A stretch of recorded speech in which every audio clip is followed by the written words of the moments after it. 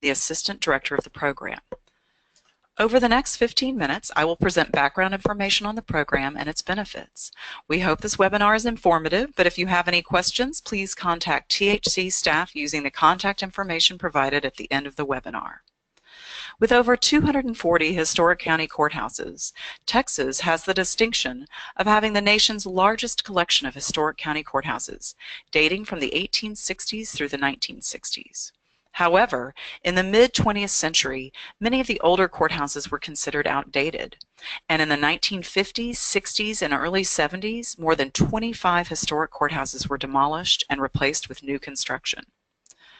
In response to a concern about the loss of our historic places, the Texas legislature passed a law in 1974 requiring building owners to inform the THC of any changes to a county courthouse, including plans to sell or demolish the building.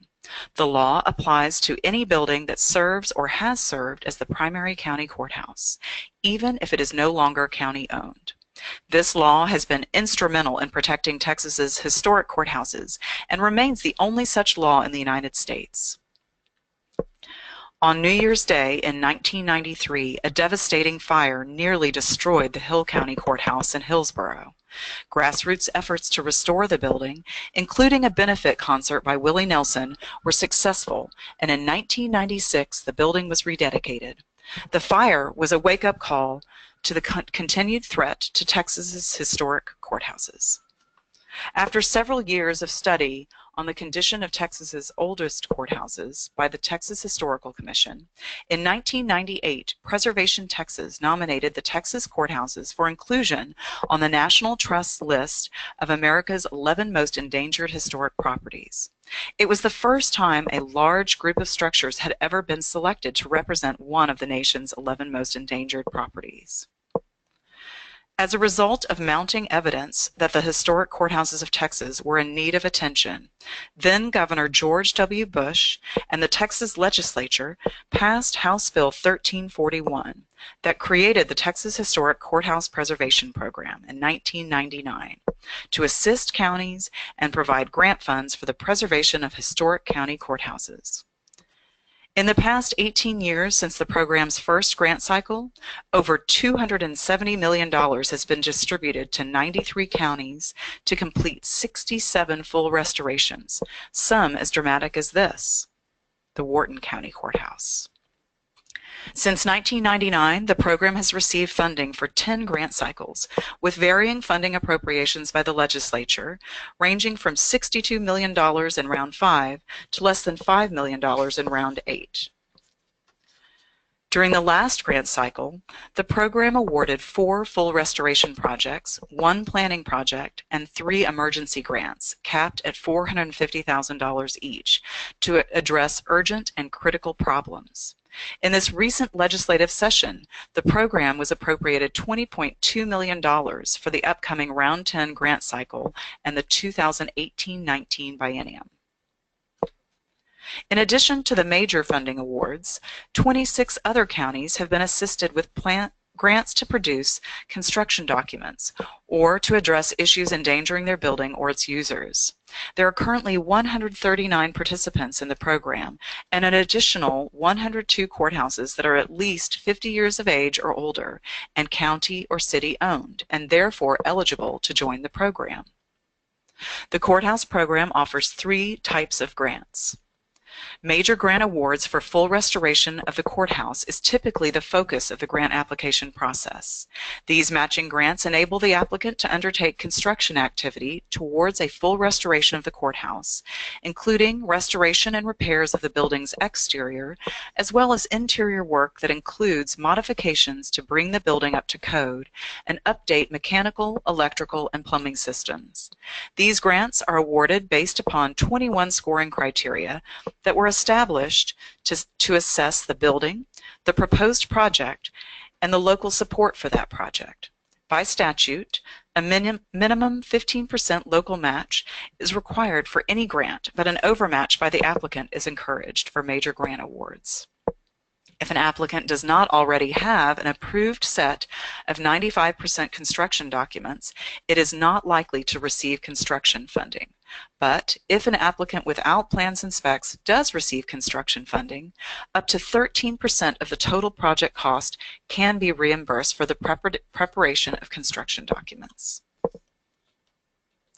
Planning grants provide funding for development of a full set of architectural plans and specifications, or construction documents, for the project described in the application and master plan. The recipient selects the architect to prepare documents which are reviewed by the THC as they are developed. Upon completion of the grant project, the documents are considered 95% complete so that the applicant is ready to go to bid if and when it receives a full construction grant. In order to apply for a planning grant, the applicant must submit a full grant application and complete the section of the application that describes the funds required to produce plans to achieve the construction goal of the owner. Planning grants are awarded to applicants based upon 21 scoring criteria and require a 50% local match. Most counties that receive full construction funding have first received a planning grant in a previous round. Emergency grants provide funding for the applicant to address a critical issue that is endangering either the building or its users. Some examples of projects that have been funded with emergency grants in the past are replacement of original electrical systems that pose a fire threat, structural issues that require the building to be vacated, or severe water infiltration into the building that threatens the building or makes it difficult to use the building. Emergency grants are awarded based on the level of endangerment of the building or the risk for building users and several other criteria, rather than an application's total score for all 21 criteria.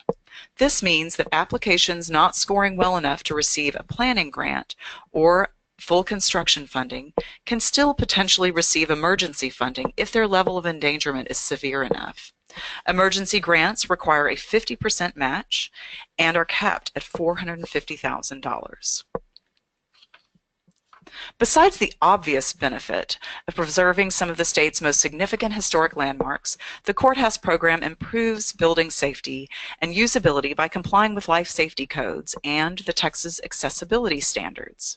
The installation of new mechanical, electrical, and plumbing systems, and the weather stripping of windows and doors and possibly window films or interior storm windows increases the building's energy efficiency.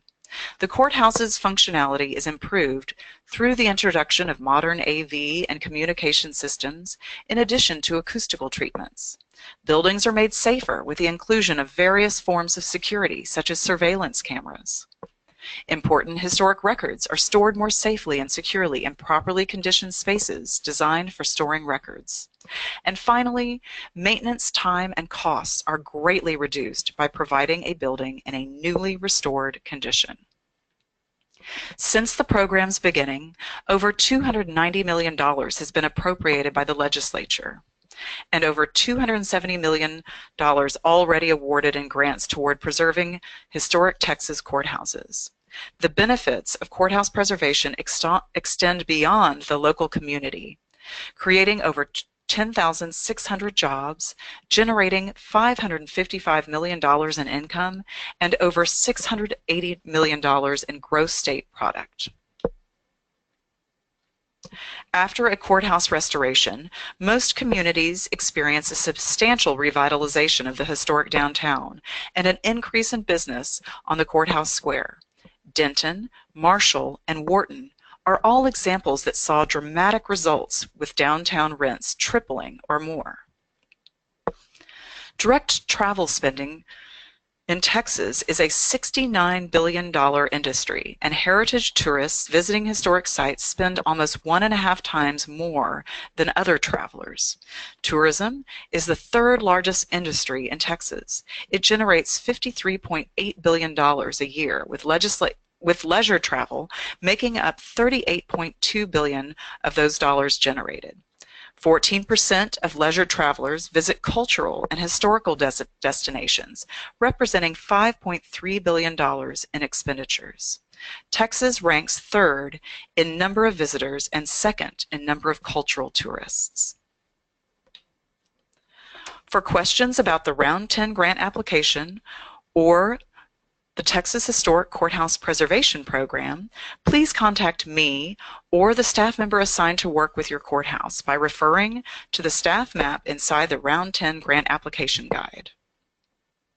Thank you for watching the program overview webinar.